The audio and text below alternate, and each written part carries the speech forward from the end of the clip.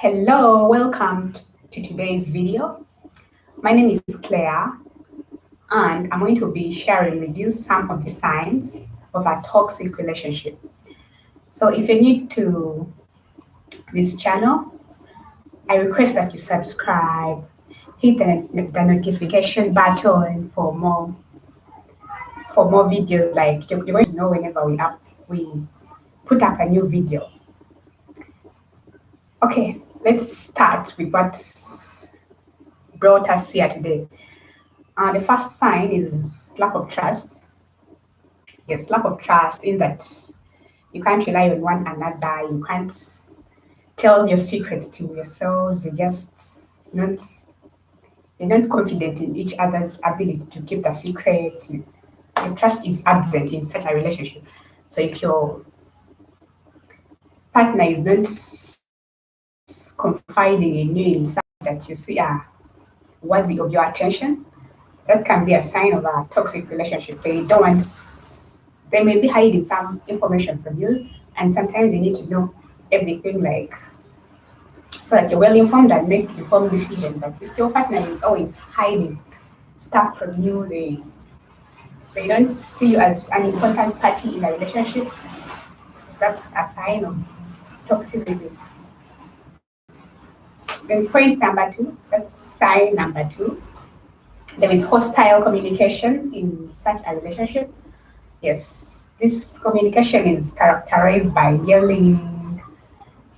The hostile partner is fond of throwing glasses over the walls just to prove to you that they are angry. Then they are ever blaming you. They are using the you statement whenever you maybe having some arguments in your relationship. They are ever blaming you. They don't really put themselves in the situation. They don't use the word we. When they use the word we, it's really inclusive. It really shows that all parties are interested in solving the matter, in getting the best out of the relationship. But if you're ever being told that you're the problem, you are the source of chaos, yes, that's also a sign that relationship, that partner is toxic. Then the other sign, that's sign number three, they have controlling behaviors. That's a toxic partner has controlling behaviors. They want to control how you speak, how you dress, how you handle your finances, how you pray to. They can even dictate the kind of God you need to worship, the kind of religion you need to pursue. They want you to take action based on your decision, based on the decisions you've made from within you, from your heart. It's always then they act like small gods in your life.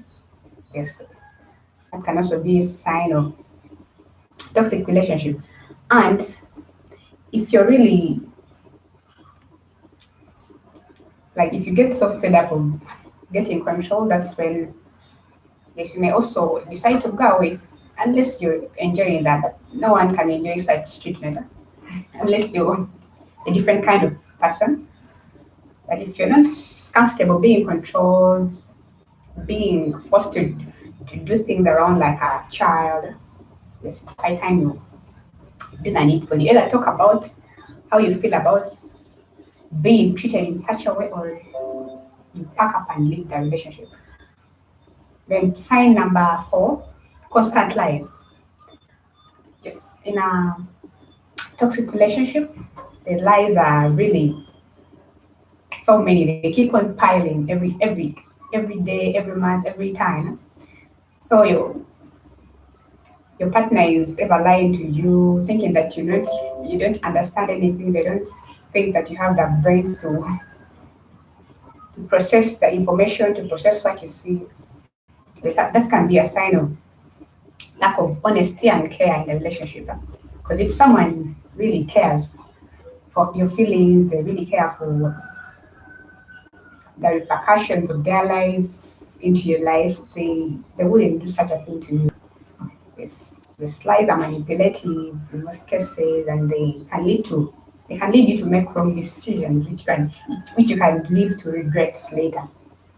So and so partner is that kind that lies, like most of the time. They may do it on purpose, they may do it unintentionally, but still it's not a good thing to lie constantly. Yes. Then the fifth point, there is an all take situation and not giving up. Yes, so you're in this toxic relationship. Maybe you or the other person is just taking it. You just want to be the one on the receiving side every time. You want to be the one receiving the care without giving the care. You want to be receiving the money without also contributing some money. You just it's just so burdening to one person and the other is benefiting like at the expense of another. Yes, so if you find that you're really taken advantage of it, like you just want to please your partner, whichever demands they bring up to you, whichever idea they propose to you, whether they are contradicting with your values, whoever the kind of person who says yes, you just want to please your partner. Yes, so that's a sign of toxicity. That why are you the one ever on the giving side? Why are you giving like the most of yourself, the most of your time, the most of your resources, and the other one is just taking advantage of that. So you need to take good note of that. And point number 6, you feel drained and taken advantage of. Yes, this is so common in toxic relationships, though many people don't really recognize it. So you take so long to practice self-love and self-care, and if you decide to take care of yourself, decide to treat yourself, to pamper yourself as a human, your partner may go wild. They may blame you for treating yourself well. They want you to be miserable. They don't want or they may want to be the only people contributing to your happiness. So they don't want either you or other people to contribute to your happiness in your life. Yes, that can also be a sign of toxicity in a relationship. Then point number 7, you're always making excuses because of your partner's behavior. Yes, so if your partner is ever doing wrong things, like they may be a criminal, then when people come to maybe tell you about their behavior, they want you to talk to your partner about how ill-mannered they are, then for you, you're ever on their side. You just don't want to know about others. You don't care about what they feel about your partner. You're just supporting them, even when you know deep down that your partner is in the wrong. Yes, you just want to support their badness, maybe to avoid clashing with them. You don't want maybe to annoy them, and maybe they are the sole income earners in the house, so you don't want anything negative bad said about them. You don't want to annoy them.